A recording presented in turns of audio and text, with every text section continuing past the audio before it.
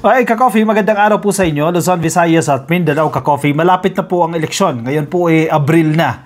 April 11, 2025 at sa Mayo, eleksyon na, Ka-Coffee.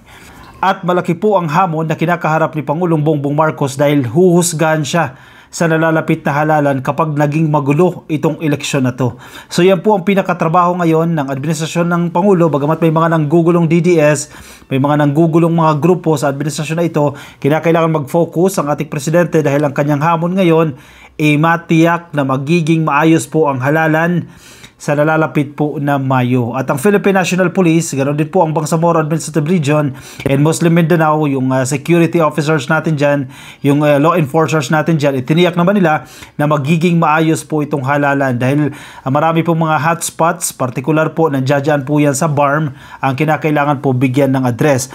Ang PNP, meron po silang pagtitiyak dyan, sinisiguro naman po nila na magagampanan nila ang kanilang trabaho para matiyak po at masiguro ang kaayusan sa nalalapit po na halalan dahil may mga instances tayo, may mga cases tayo ng mga pagiging bayolente ng ating mga kababayan. Sige, basahin natin, Ka-Coffee, itong balita na ito mula sa Manila Bulletin. Yan, kung nakikita nyo sa headline ng Manila Bulletin, more checkpoints assured as Marbil commits to safe, honest midterm polls.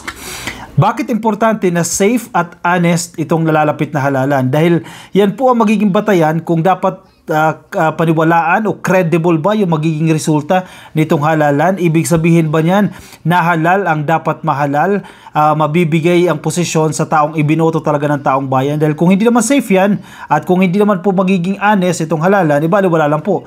Para saan pa ang halalan kung naglukluk tayo ng tao na hindi naman deserving? So yan po ang kinakailangan matiyak dito ng pamunuan ng Philippine National Police. Ganon din po na sinasabi nating law enforcers dyan po sa BARM. Ayon po kay Marbil, meron siyang statement dito. Sige, basahin natin, Ka-Coffee, itong balita na ito ha. More than 6,000 checkpoints have been set up across the country so far as the Philippine National Police assured the public that it will exhaust all measures to make the May 12 midterm elections peaceful and orderly. Actually, ako, naranasan ko rin yan dahil syempre, naglilibot din po tayo sa iba't ibang lugar dito po sa Pilipinas.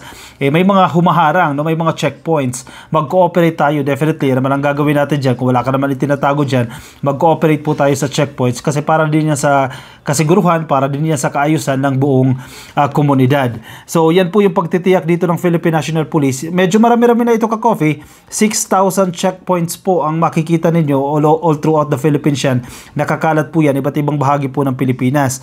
PNP Chief General Romel Francisco Marbil said their security preparations do not only cover areas with history of election violence and the voters but also extend to Commission on Elections officials, teachers assigned to polling precincts, and civil society groups collaborating with the government to ensure clean, peaceful and honest midterm elections. Actually, sa totoo lang, malaking hamon ito para sa Philippine National Police dahil in the past years, Ka-Coffee, lalo na previous administrations, mga nakaraan rang mga administrasyon pa, may mga naitatala tayong hindi kaya-aya, particular po dyan sa South, no? So, kung kinakailangan, doblehin pa yung efforts ng Philippine National Police para hindi na po maulit yan, yung mga nakawan ng balota, yung pagpipwersa sa mga butante na wag na magtungo doon. Kasi ang nagiging estilo pala yan, may nakarating sa atin, no? Ang nagiging estilo niyan, halimbawa may isang kandidatong malakas at yung kalaban niya medyo mahina-hina yan. So ang gagawin ng kalaban na mahina, itatakutin yung mga butante na wag nang bumoto para yung malakas mabawasan ng boto. Yan yung kanilang mga nagiging style dyan. O syempre, kung may presence ng Philippine National Police dyan, may presence ng law enforcers, halimbawa dyan sa BARM, maiiwasan po natin yung mga ganyang instances. So nakafocus din po ang Philippine National Police, of course, sa mga magtatrabaho po sa halalan mismo, sa mga magbibilang sa ating boto, sa magkakanvas sa ating boto. Particular po dyan, yung mga opisyalis po ng COMELEC, yung mga guro natin, yung mga police din mismo, no? At ilan pa po mga poll watchers, yung mga civil society groups na magbabantay sa halalan para matiyak po na ito ay safe. The Philippine National Police is ready to utilize its resources to ensure that Filipinos can vote without fear, particularly in identified hotspots areas, sabi po ni PNP Chief Marbil. Earlier po, sinasabi po ni Pangulong Bongbong Marcos, inutos niya po yung kay Marbil na tiyakin na ang midterm elections ay magiging payapa at magiging tapat o honest. The President also extended a tour of duty of Marbil as PNP chief to make sure that the election preparations will be in place. Yes, actually, totoo yan, no? Isa sa mga naging dahilan ka-coffee kung bakit na-extend sa panunungkulan bilang hepe ng Philippine National Police itong si Marbil kasi medyo hindi nga naman ideal, no, na paparating tayo sa election, major event po ito para sa Pilipinas, and then magpapalit ka ng hepe ng Philippine National Police. So syempre, pag nagpalit ka ng hepe, yung ibang mga leader dyan, mapapalitan din. So, ma-distract yung preparations ng Philippine National Police. That's the primary reason kung bakit nanatili si Marbil sa kanyang posisyon. And after these elections, magkakaroon po tayo ng bagong hepe ng Philippine National Police. Marbil said special focus will be on the Bangsamoro Autonomous Region in Muslim Mindanao o BARM, which has historically experienced election-related violence. At least 34 election hotspots nationwide with 27 located in BARM. Medyo marami-rami ito ka-coffee na dyan sa BARM, no? Imagine, 27 out of 34 na election hotspot na dyan sa BARM. Kaya malaking challenge din ito ka-coffee sa bagong leadership, sa bagong liderato ng BARM kasi bago po yung mga talagang opisyal po dyan, itinalaga ng ating Pangulong Bongbong Marcos dyan sa BARM. Siyempre, nagta-transition din po yan. So, mag-e-election pa. So, malaking hamon din po yan sa leadership ng BARM na matiyak na magiging maayos ang kanilang eleksyon. At ang PNP, tinitiyak naman ng PNP dyan, natutulong sila para maging maayos po yung halalan natin dyan. Imagine hindi to biro ka-coffee ha, 27 hotspots, election hotspots out of 34. So kumbaga 7 lang ang outside ng BARM. So sa madaling sabi, medyo marami pong magulo. Huwag na natin i-sugarcoat yan. Medyo magulo po yung ilang parte dyan sa BARM sa tuwing sumasapit po ang halalan. Hotspots ka-coffee, kaya kinategorize yan bilang hotspots, medyo mainit-init. Not necessarily armed conflict yan, pero mainit-init ka-coffee. Marami kasing posibleng interpretasyon yan. Mainit-init yung halalan dyan, medyo hindi ganoon ka-smooth, hindi ganoon kapayapa, or may mga exchange of arguments, may tension dyan sa mga lugar na yan, kaya kinategorize yan bilang mga hotspots ng COMELEC. So yan ang pagtutuunan ng pansin nila dahil 27 yan, nandiyan po yan sa BARM, and we are hoping naman, umaasa tayo sa bagong liderato ng BARM na magiging safe, magiging maayos po ang eleksyon dyan din po sa BARM. For his part, sinasabi po ni Police Regional Office Bangsamoro Regional Office Director Brigadier General Romeo Macapas said they have already intensified security to deny any groups that opportunity to initiate violence. Correct. Huwag na natin hayaan na itong mga grupo na to ay kumilos, diba? Para gawin nila yung gusto nila at guluhin itong ating nalalapit na halalan. Preparation talaga, very important dito ang preparasyon. Ang sinasabi po dito ni Brigadier General Macapas, i-quote natin siya, "We have intensified measures including strategic deployments, heightened police visibility, additional checkpoints, and enhanced intelligence monitoring. We are also collaborating closely with the new BARM government and other agencies to facilitate peaceful elections in the region." Correct. Siyempre, yung workflow din ka-coffee, yan ang kinakailangan ma-establish din po yan ng maayos, no? Yung workflow sa pagitan po ng Philippine National Police at ng gobyerno po ng BARM, dahil bago nga yan ka-coffee, nasa transition phase pa rin po yan, so kinakailangan ma-establish ng maayos muna itong workflow, at medyo malapit-lapit na po ang halalan, 1 buwan na lang po, darating na yan. So malaking challenge po yan para sa mga kapulisan dyan sa BARM at sa bagong liderato ng BARM. Macapas said these efforts underscore the PNP's unwavering commitment to ensuring that the electoral process is free from violence, intimidation, and any form of electoral fraud, thereby upholding the democratic rights of every Filipino.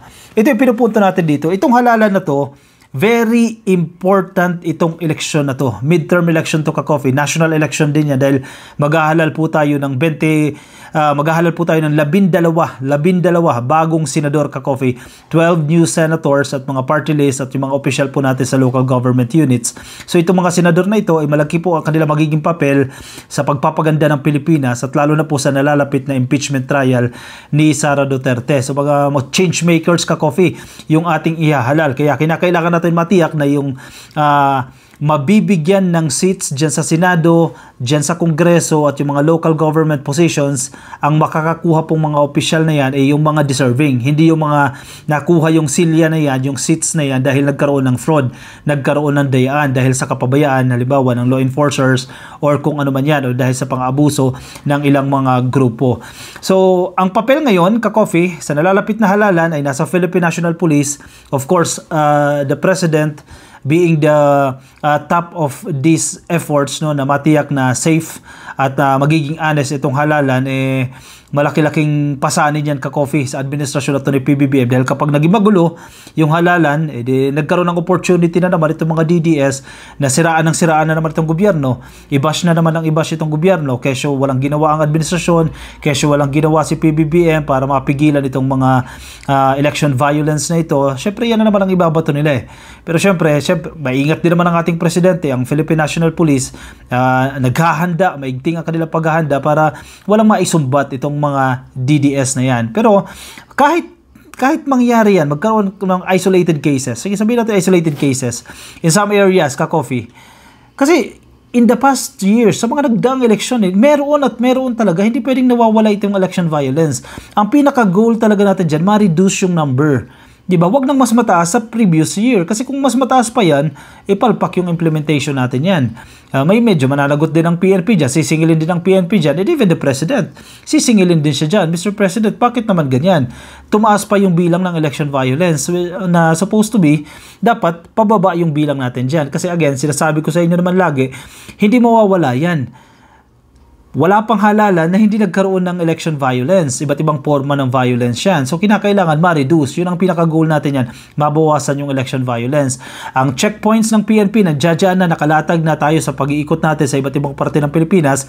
Nakikita natin yung mga checkpoints. So, mag-cooperate po tayo. Saglit lang naman yan. Paparahin lang. Mag-cooperate naman po tayo. Kung wala naman tayong itinatago, di ba? Magiging safe din naman tayo. Para din yan sa kapakanan ng buong Pilipinas. Kasi kinakailangan natin mahalal yung tamang leader na magpapatakbo sa bansa natin. Alright, sige, ka-coffee.